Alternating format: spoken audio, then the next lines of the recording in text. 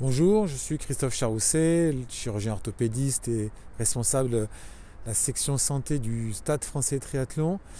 Je vais aujourd'hui rencontrer le docteur Elliot Rubio, qui est médecin du sport, qui s'occupe de la section du rugby et de l'équipe professionnelle de rugby.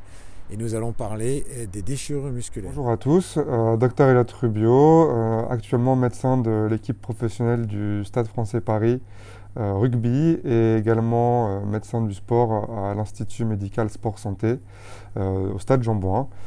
Je suis médecin du sport depuis 6 ans maintenant.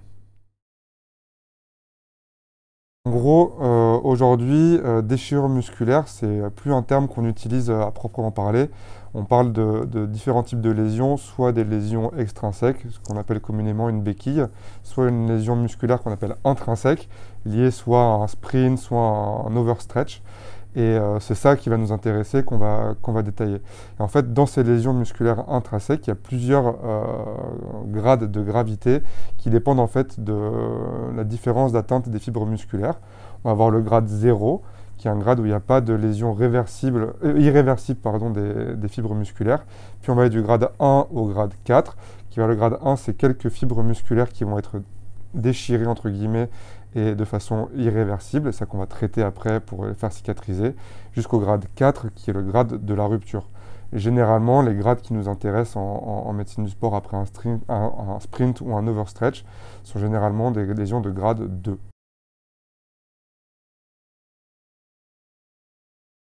Alors en gros, ces lésions musculaires intrinsèques sont à différencier également des lésions, enfin, du coup de l'absence de lésions, mais des douleurs musculaires qui peuvent être soit des crampes, soit des contractures, soit des courbatures.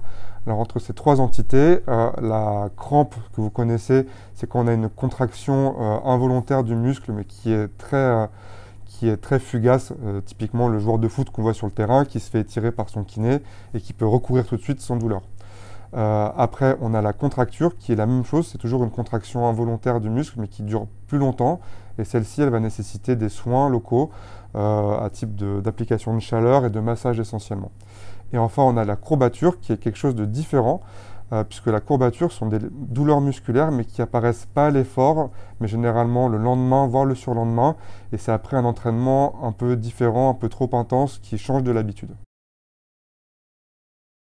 La courbature, le traitement est pas très différent puisque le temps qu'on a mal, on essaye de ne pas reprendre de l'effort ou alors de façon très modérée. Généralement, ce que je recommande, c'est de faire du vélo qu'on appelle vélo médical. En gros, pas de résistance, 20 minutes pour essayer de tourner un peu les muscles. Et associé à ça, pareil, des bains chauds, des massages et généralement, c'est résolutif en 48-72 heures. L'attitude à avoir, c'est évidemment d'arrêter l'effort dans lequel on est, parce que de toute façon, on a mal aux muscles, et de faire dans les heures et généralement les 2-3 jours qui viennent des soins, soit seul, soit avec un kinésithérapeute. Idéalement, tout ce qui va pouvoir détendre le muscle, c'est-à-dire se mettre dans des bains chauds, appliquer de la chaleur, essayer de masser et essayer d'étirer. Là, c'est une douleur qui survient à l'effort de façon aiguë et qui généralement vous empêche de poursuivre l'effort. En cas de symptomatologie, de cette symptomatologie, ce qu'on fait, c'est on arrête l'effort. Idéalement, il faut essayer de mettre de la glace sur la zone qui fait mal, soit le mollet, l'ischio-jambier, le quadriceps, et d'appliquer une compression, c'est-à-dire avec un strap, comprimer le groupe musculaire qui vous fait mal. Alors évidemment, il faut le comprimer, mais sans que ça amène à avoir des fourmis dans le pied par exemple, sinon ça veut dire qu'on est en train de faire trop fort. Idéalement, si vous pouvez le faire avec un kiné, c'est mieux parce qu'il a l'habitude. Et ça, il faut garder cette compression et glacer régulièrement pendant les 48 heures qui suivent cette suspicion de lésion musculaire, jusqu'à ce que vous alliez voir un médecin du sport ou un médecin pour essayer de grader votre lésion musculaire. Idéalement aussi, il ne faut pas continuer à faire d'efforts avant d'avoir cet avis médical et il faut le plus possible mettre le groupe musculaire au repos, donc éviter les longs trajets en marchant, essayer vraiment de mettre au repos le groupe musculaire et le soir quand vous êtes au lit, essayez de l'élever. C'est ce qu'on appelle en fait le protocole RICE. Repos, ICE pour glace, compression et élévation. Suite à votre rendez-vous avec le médecin, généralement celui-là il donc confirme la suspicion de lésion musculaire et il doit procéder à une échographie afin de justement grader l'atteinte musculaire. Suite à cette échographie et en fonction du grade dans lequel on est, on va rentrer dans une période de rééducation qui va se faire avec une kinésithérapeute et qui va essentiellement, et avec son concours, comporter des étirements, des contractions avec un régime qu'on appelle excentrique et progressivement vous amener à la reprise de la course et de votre activité.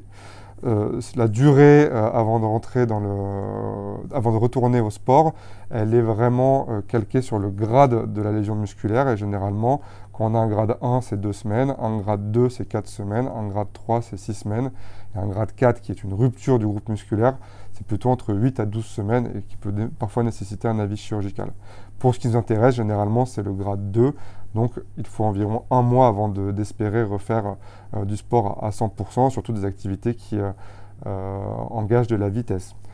C'est donc le kiné qui va vous accompagner pendant les 4 semaines, progressivement, d'abord avec vraiment ces étirements et ce régime de contraction excentrique qui va guider la cicatrisation musculaire, pour ensuite, à partir généralement de J10, J15, reprendre la course de façon modérée et augmenter les vitesses progressivement.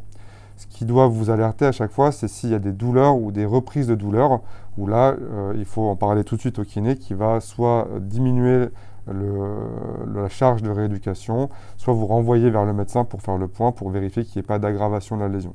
Généralement, c'est juste qu'on va un tout petit peu trop vite et qu'il faut juste savoir prendre son mal en patience dans sa rééducation avant d'arriver jusqu'au moment où le muscle est parfaitement cicatrisé et parfaitement fonctionnel. Et ça, c'est avec le kiné qui aura des critères de reprise. Pas de douleur à la contraction, pas de douleur à l'étirement, pas de douleur à la reprise de course et pas de douleur à la reprise de la vitesse. Généralement, quand vous passez ces caps-là, c'est que vous êtes cicatrisé et que vous pouvez reprendre votre activité normalement.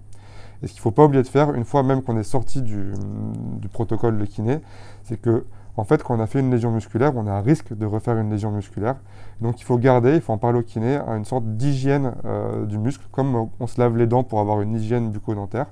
Et il faut quand même 1 à 2 fois par semaine, les jours les jours où on ne va pas courir le lendemain, essayer de garder 2-3 séances de contraction. Donc ça, c'est votre kiné qui vous montrera quelques auto-exercices à faire. Et c'est très important parce que c'est en gardant cette force excentrique qu'on évite la récidive.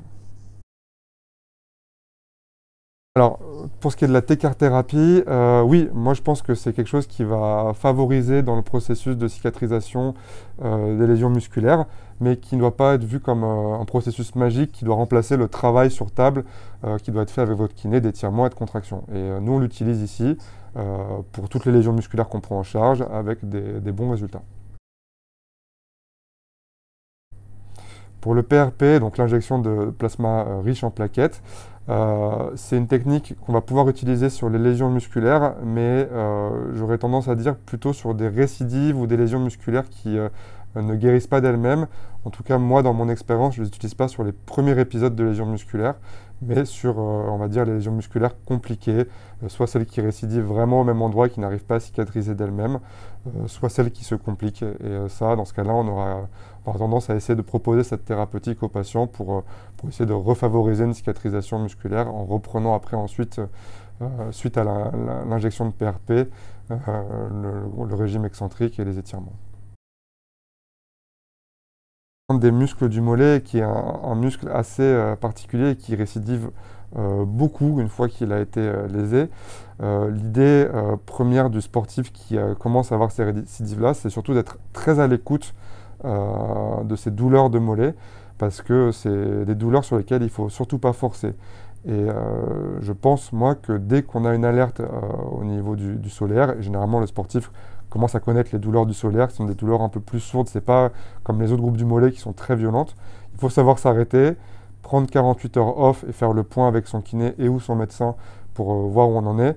Et sur la semaine qui suit, reprendre progressivement des contractions excentriques et des étirements, se mettre off-fit, c'est-à-dire privilégier, je pense, pour les triathlètes, l'entraînement sur vélo et natation et arrêter la course à pied et la reprendre progressivement dans la semaine qui suit. Parce que généralement, quand on s'arrête tôt, on n'est que sur des petits grades 1 du solaire et donc du coup, en l'espace d'une dizaine, quinzaine de jours, on a le temps de refaire cicatriser et pas d'aggraver la lésion qui est le problème chez ces douleurs du solaire parce qu'elles sont pas majeures non plus et donc permettent de poursuivre un peu l'effort, mais c'est là où on les aggrave et en fait, ou communément, on se redéchire le solaire et c'est ça qui fait qu'on récidive vraiment, alors que du grade 1, c'est encore des choses qui sont rattrapables. Et ça, il faut le faire avec son kiné et vraiment être à l'écoute de ces douleurs-là. Voilà, je remercie beaucoup Elliot Rubio de nous avoir accueillis au sein de Jean Bouin et du Stade français rugby et d'avoir répondu à toutes mes questions. Merci Elliot. De rien.